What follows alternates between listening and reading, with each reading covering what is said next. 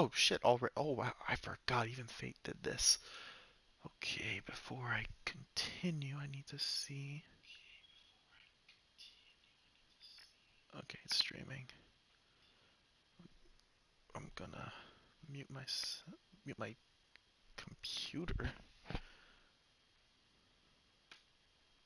Okay.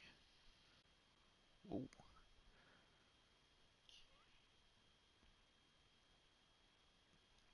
Let's see, is that working?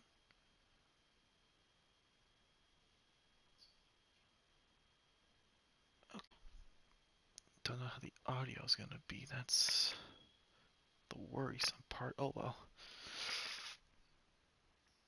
I might be a day late, but there's one thing about me, and my friends know this, and we joke about it a lot, but I am a massive Type Moon slash Fate fan. And this visual novel has been long overdue.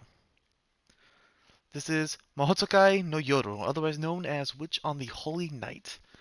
And it is essentially it is a installment in the Natsu verse, which incorporates Mahoutsukai no Yoru itself, Tsukihime, Fate, and Garden of Sinners, otherwise known as Kara no Kyokai.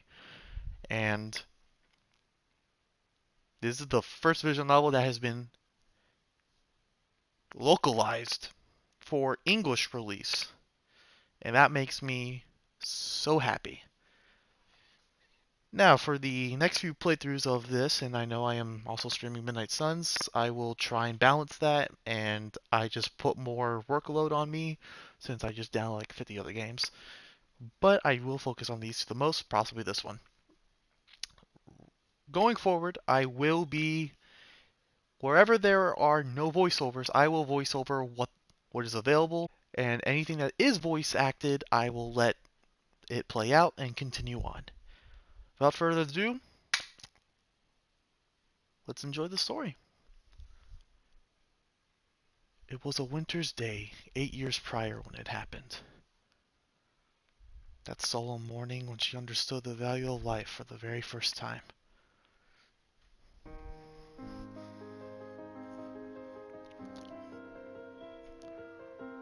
Her home was nestled on the side of a mountain. Around it was nothing but an inhospitable wilderness. She had no neighbors or childhood friends to speak of. Things like traveling to school or playing outside were more of in trouble than they ought to be.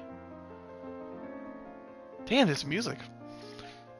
Indeed, with its pure water and bright stars, it was a place rich with memories both frustrating and the fuck? Halcyon? Halcyon? I don't know. That's a new one. That was only during summer, though. Winters in those mountains were extremely frigid, each morning more severe than the last. Her father would drive her to the train station, after waiting 10 minutes for the engine to warm up and the iced over windows to clear.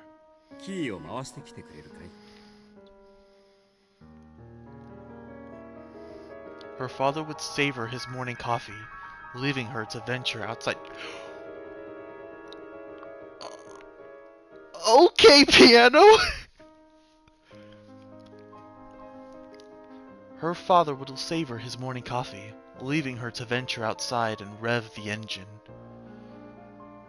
Out the front door she would go, traversing the garden with icy breath, until she reached that old sedan. As always, she inserted the key and started the ignition. The engine rumbled to life.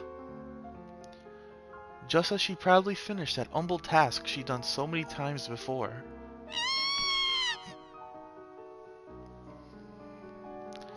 A shrill scream pierced the air. She knew, even though it wasn't human, that the feeble sound was a cry of agony. A few moments passed.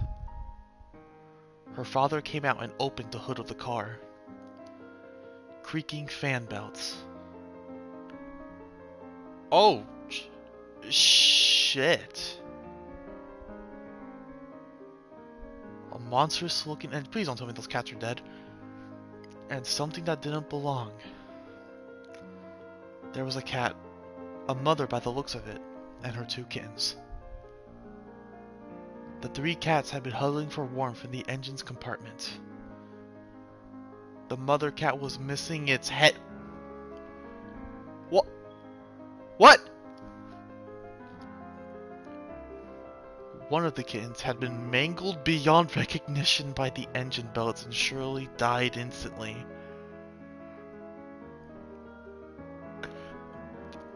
So this is how you start the game? The other kitten, its face half covered in blood, painted faintly. It desperately clung to its mother, or rather, the chunk of meat that was its mother, with the last bit of life it could muster.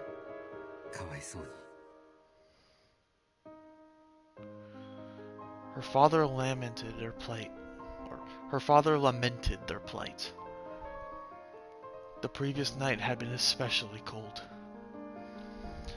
After he had returned home yesterday, the cats must have snuck under the hood, drawn by the warmth of the engine. They had slept next to the engine, and awoken to a storm of spinning belts. Cars in the 80s were not sealed particularly well, so this was not unheard of.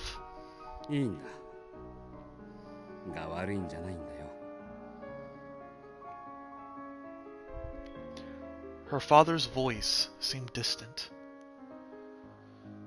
She could only make out a small tuft of the kitten's gray fur. The rest of it was caked in the blood of its mother and brother.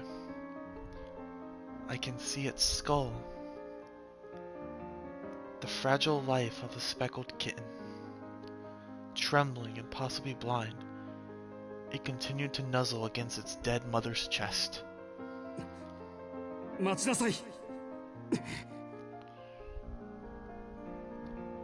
She took the kitten to her arms and ran deep into the mountains, to her grandfather's house. Was it because she was overcome with regret? Or was it the shock of grief? Years later, she still wasn't sure. Fighting back the welling tears, she burst into her grandfather's workshop. Her grandfather was a magician who could do anything. She had never seen magic. She knew that magic was a fantasy straight out of fairy tales, but so was her grandfather. She had to find him. He was the only one who could help. Oh. This friggin' piano, God.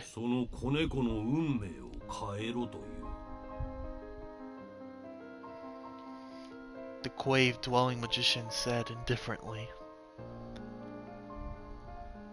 This kitten needs our help, she pleaded, would not say. He simply granted the girl's childish wish, like a machine.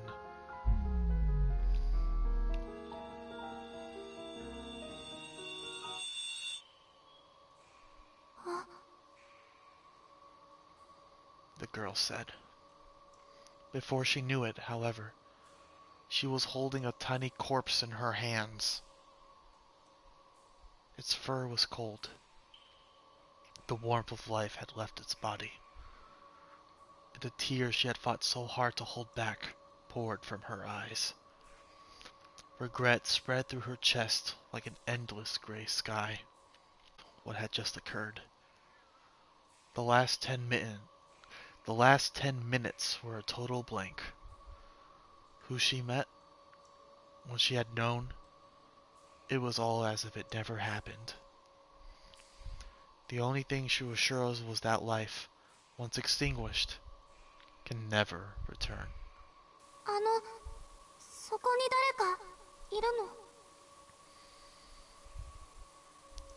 That day, it was her mistake that gave birth to me. Indeed. Whatever occurred that day, it was a day of nostalgia and longing. This is the fairy tale of 8 years ago. The day they first met, that no magic can ever bring back.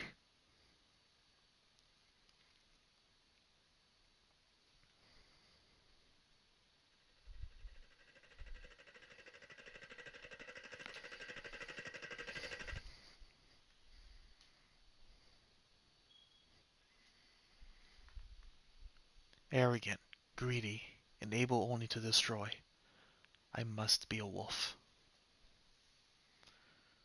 I don't have regrets. There's no looking back. If my pride has left you behind, my sincere condolences. But at any rate, I suppose it's my fate to die at the hands of Little Red Riding Hood. Chapter 1. Strange One.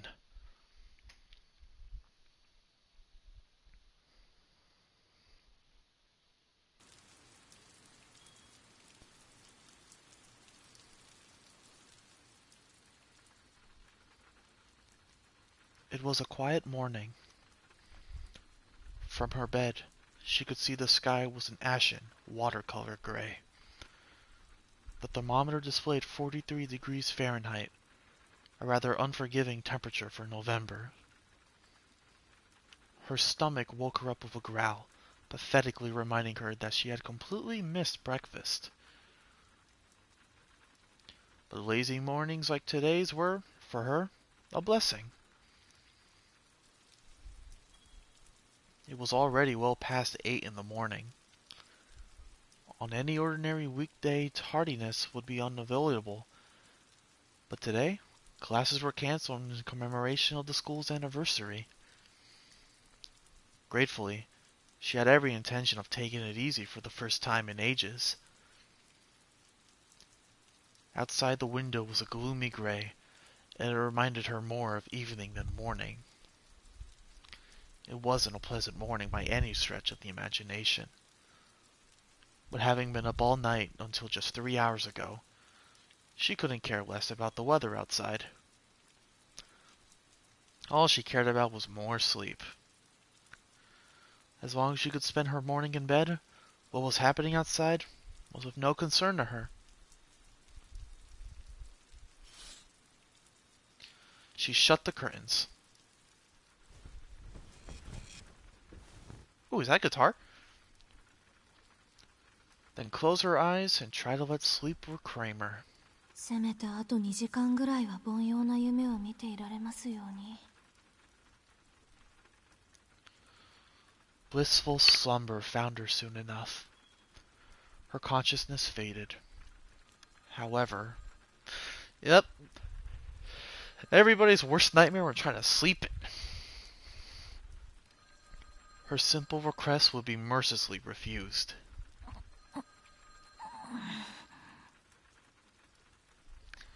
A faint but shrill sound lingered in her ears. It was the unmistakable ring of a telephone. Much to her chagrin, out of habit, her eyes popped open. こんな日に限って。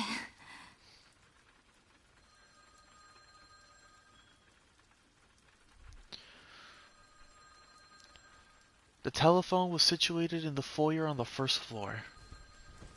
Answering it meant walking down a 30-foot corridor and going down a flight of stairs. In her sleep-deprived state, that distance seemed somewhere between incredibly far and astronomically far. But tell me about it. The phone's insistent ringing continued. She knew the caller would eventually give up if she ignored it, but she chose to fight the urge. アリス出ないの？ She thought her housemate would get it, but she soon had to abandon all hope. The realization struck that her housemate did not have the day off from school and was likely in class at her prestigious little hilltop academy.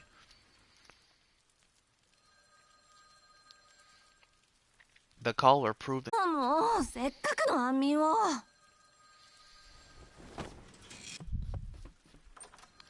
she was left with no choice but to get up, throw a top on, and leave the room.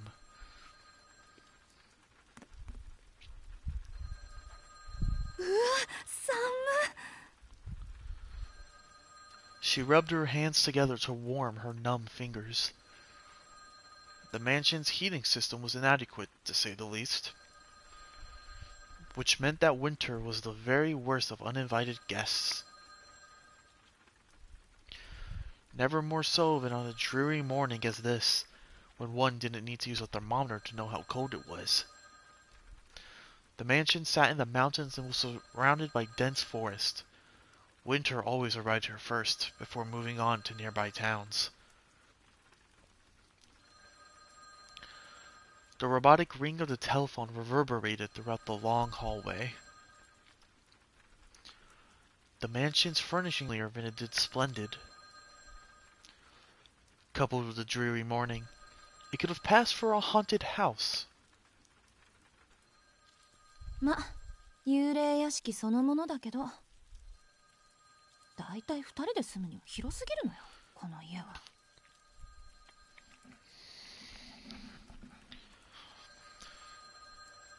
She counted more than 30 rings since it first began. The caller either had a lot of free time on their hands, or had a good understanding of the house's circumstances.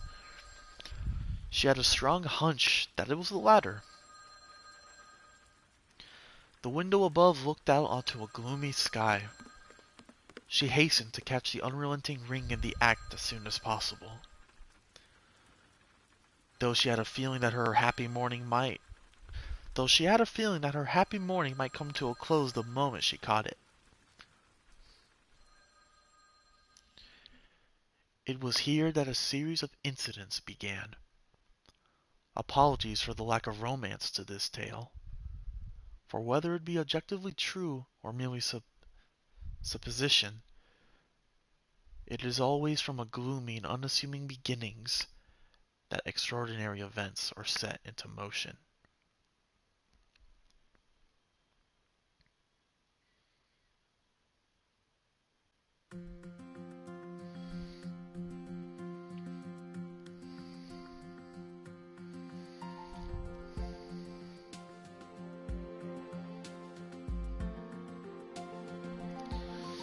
Those two madmen, Takashi Takoechi and Kinoko Nasu.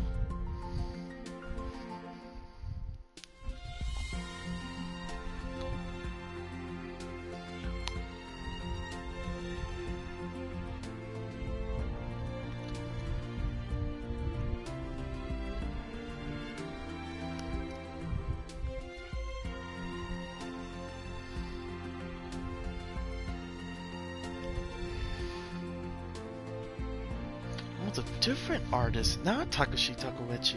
Okay. Koyama Hirokazu.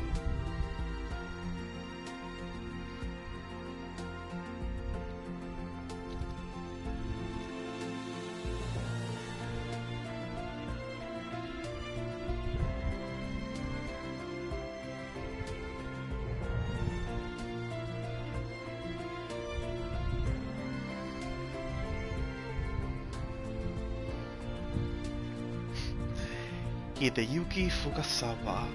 Nice to see you again. Make some good music. Keita Haga.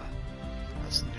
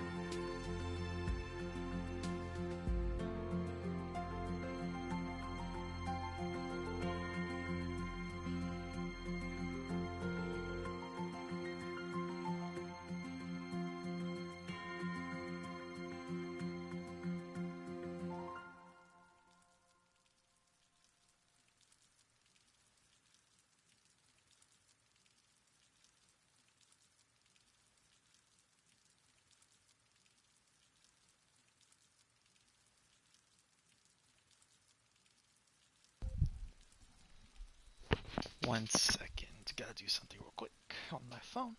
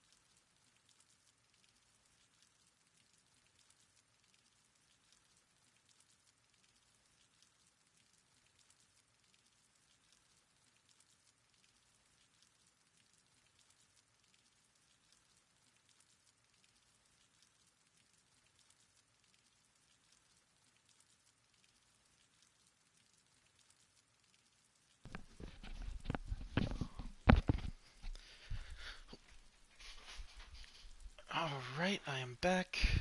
That was not a phone call. That was actually, in fact, my mother, as always. Parents, am I right? Alright. Back to the story it is.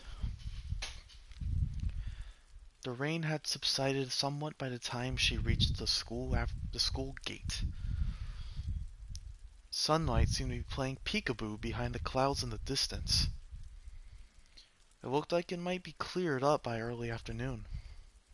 と言っても、私には関係のない話だけど。The weather reflected her luck. On top of being forced out of the house at such an early hour, she had to suffer through a winter rain. I'm getting a bad feeling about this. the sinking feeling she had only grew as she passed through the entrance she headed inside.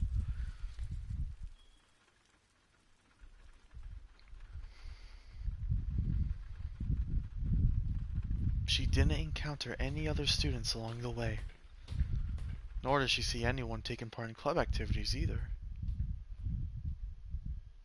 The reception desk to the faculty room simply read, "Faculty closed." The school had given all of its students the day off, except those explicitly summoned, like her. A fact that irked her more and more as the minutes passed.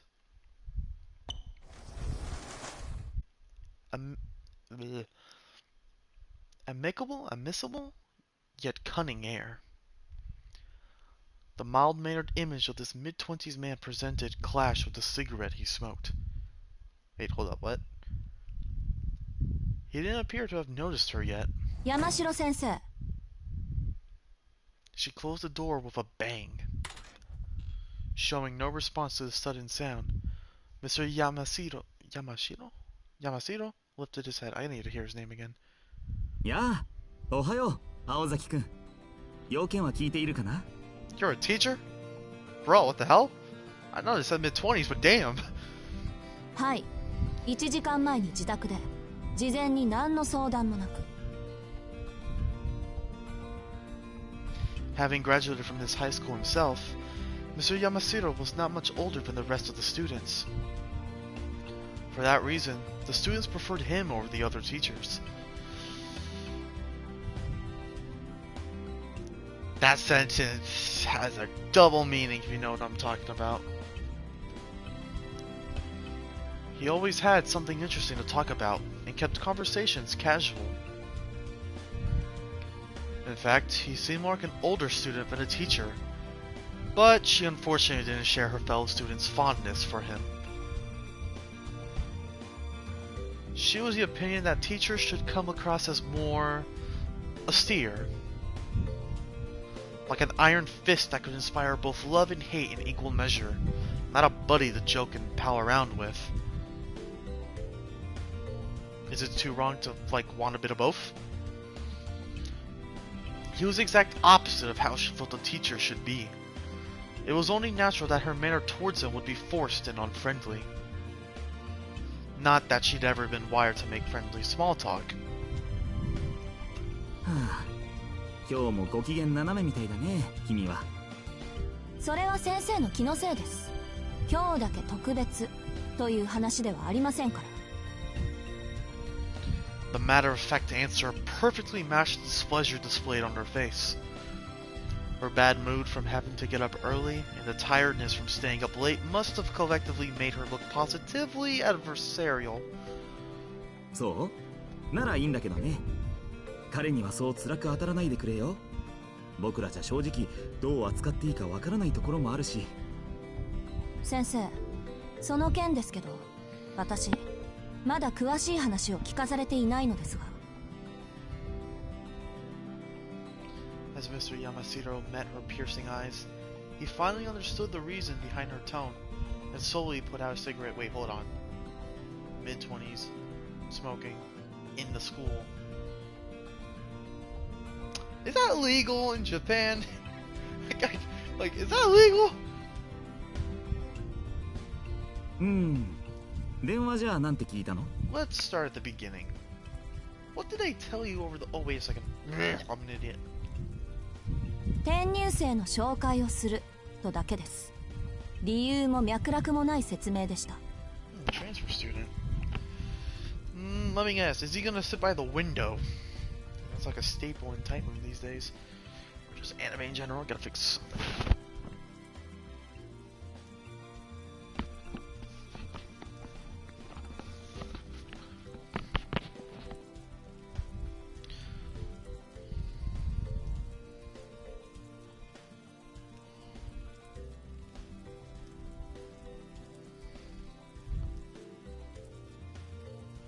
One of Yamashiro's eyebrows stood up, impressed with the brevity of her answer. He could see that she was angry, not because she had been called to school on her day off, but because she hadn't been told why she was here. Mr. Yamashiro chuckled sympathetically. 先生、これが笑い話ならそろそろ帰っていいでしょうか。いや、ごめん謝るよ。冗談じゃなくて真面目な話なんだ。ちょっと君の手を借りたくてね。本当に転入生の問題で。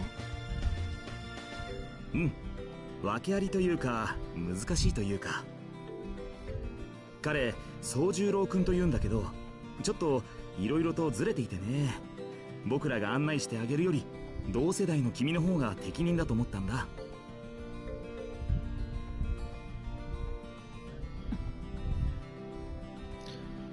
She threw him an unamused look. It was negligent of them to be pushing teaching duties on her, but she did wonder how exactly this transfer student was peculiar. Maybe he meant the student had behavioral problems or was difficult somehow. But peculiar? She didn't have the slightest idea what that meant. ずれてるなんてそう使わない表現だけど。She had her doubts that swept them. She had her doubts but swept them aside for now. This wasn't a time to get distracted by more concerns. The fact remained that this conversation was all the peculiar she could handle, and she needed more information. She was already beginning to fantasize about saying no and curling up in her warm bed at home. 一つ質問があります。Why is the camera so fixated on her chest? Or just... Hello? Can I see her face?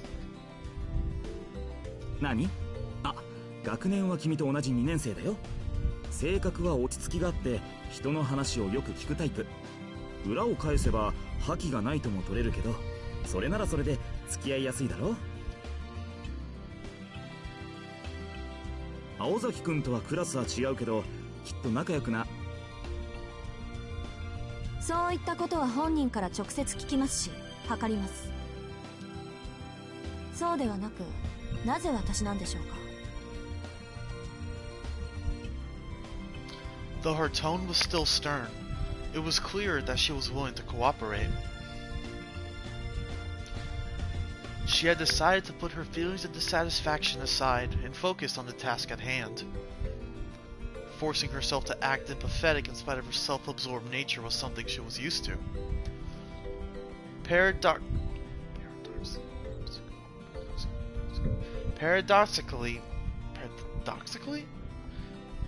this force of will was also the reason teachers put so much faith in her.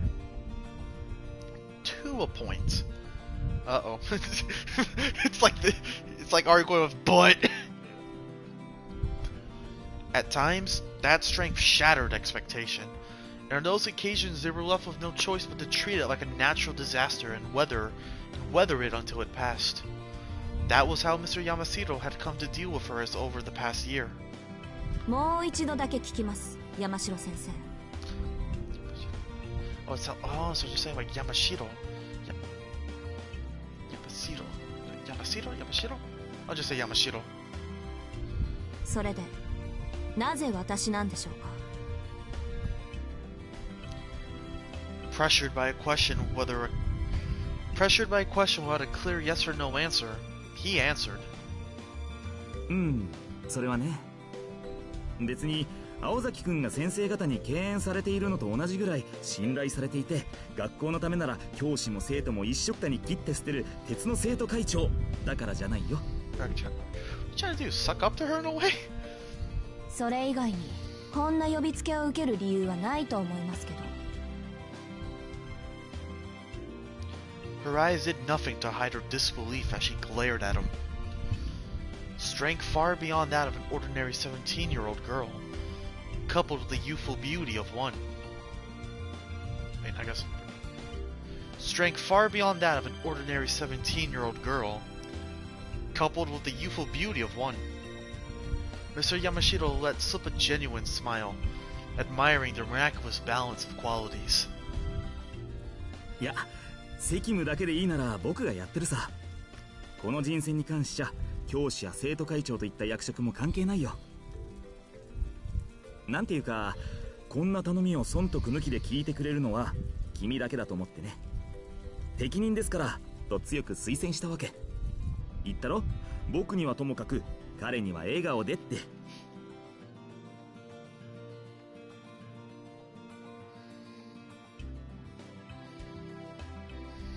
とまあ納得してくれたならすぐに移動しよう。もう随分待たせてしまっているからね。それと雨の中ご苦労様。帰りはもちろん車で送るよ。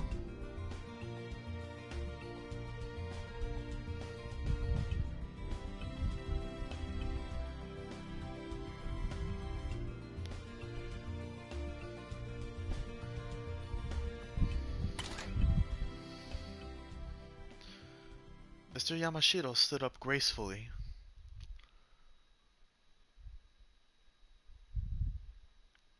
I'm good, thanks, she replied, before turning and walking out of the faculty room.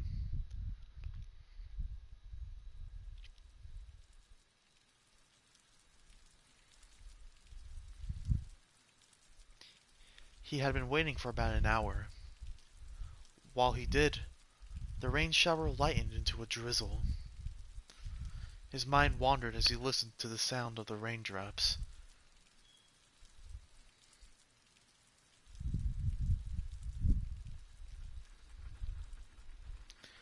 The room was filled with neatly arranged rectangular tables. He was the only one there. Quite some time had passed since he had been brought to this room and asked to wait. Even the best behaved student might have grown dissatisfied or anxious with the situation by now, but the boy stuck to his spot like a scarecrow. He was chilled to the bone. It was the end of November, and the low temperature in the morning had marked the start of winter.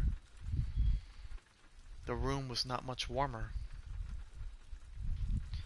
The heater hadn't been turned on. Either he missed the teacher telling him to turn it on, or he'd never seen one in his life. Oh, damn, man. He breathed lightly on his freezing fingers as he aimlessly surveyed his surroundings. This dreary place was apparently a meeting room. The other students might have considered it a wonderful place to meet, but to him it was drab and overly spacious. It was a lifeless place that reminded him of an arid cave.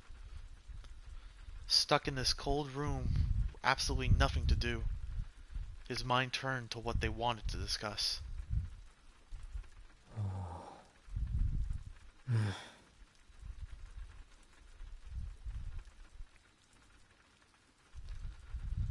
Unable to come up with a solid answer, he returned his attention to the sound of the rain. The rain hardly resembled the rain in the mountains, though he could still recognize it, barely. Its smell and sound were harsher, but at the end of the day, rain was still rain. So even this world, alien as it was, could have something in common with the mountains. That trivial detail perked him up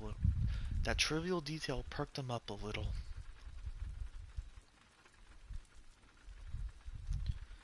He liked how the town looked soaked in rain. Naturally, he preferred sunny weather, but he liked rain in its own way. The fog from the rain had soaked up the scent of the soil, and it reminded him of home. It was at times like these that he was able to numb the anxiety the city gave him.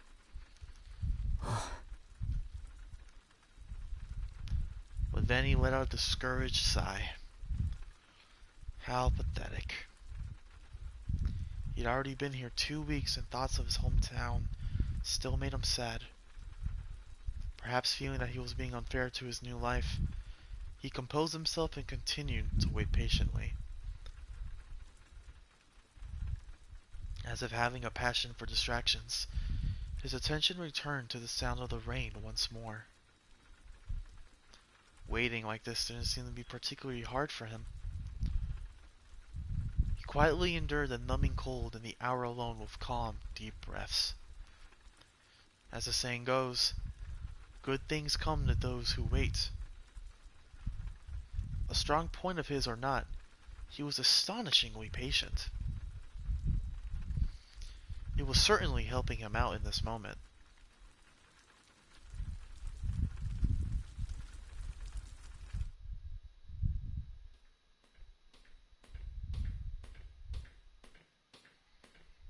She, on the other hand, was livid. The profile of the transfer student had been explained to her on her way to the meeting room. She was told he had lived his whole life up in the mountains without any electricity. That meant more than half of civilized society would have been an utter mystery to him. What the fuck is that sound? Is that supposed to be footsteps? なんて絶望的な断絶。戦後どころか戦前の話じゃない。ロビンソンにも程がある。She had every right to be angry. His village had apparently remained isolated in the mountains for many years. Contact with villages in the foothills of the mountains only occurred once a month or so, which was unfathomable in modern Japan. Although expressways and Japan Rail wait, what? Okay, that's although expressways in Japan Rail, the old national railways, now span the country like arteries, it wasn't entirely impossible for mountain villages like his to exist. But she couldn't imagine how someone born in such circumstances would think or live. 電気がないって村に行き渡っていないだけで公衆電話ぐらいはあったんですよね。なかったそうだよ。こっちに暮らすようになってまず驚いたのが電話だそうだし。This man was... Anybody watching, if you guys know about post-war Japan, or especially Japan in the mid-80s, or just 80s in general, were there places in the mountains where there was no electricity? I mean, I can believe it, to be honest, but it's like, damn. I feel bad for the guy. Like, ouch.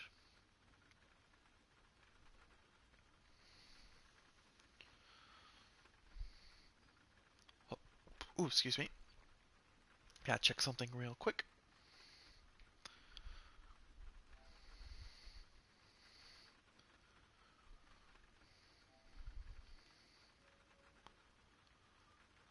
電話って便利ですね」なんて真顔で言われてね。そういえばそうだなぁと再確認させられたぐらいだよ。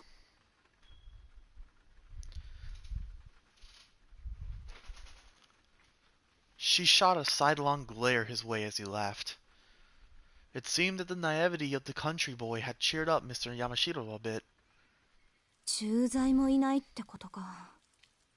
うちも実家は山奥ですから電気が通っていないのはありえないとは言いませんけど。そいつ学校も知らないんですか？うん。どんなものかは知っていたそうだけど、実際来るのは今日が初めてらしい。それで緊張していたのかな。あまり会話も弾まなかった。Oh, damn.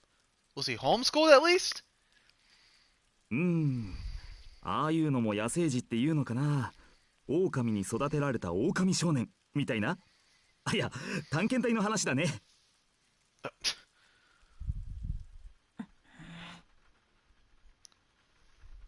I feel like she wants to suck him in the jaw at this point.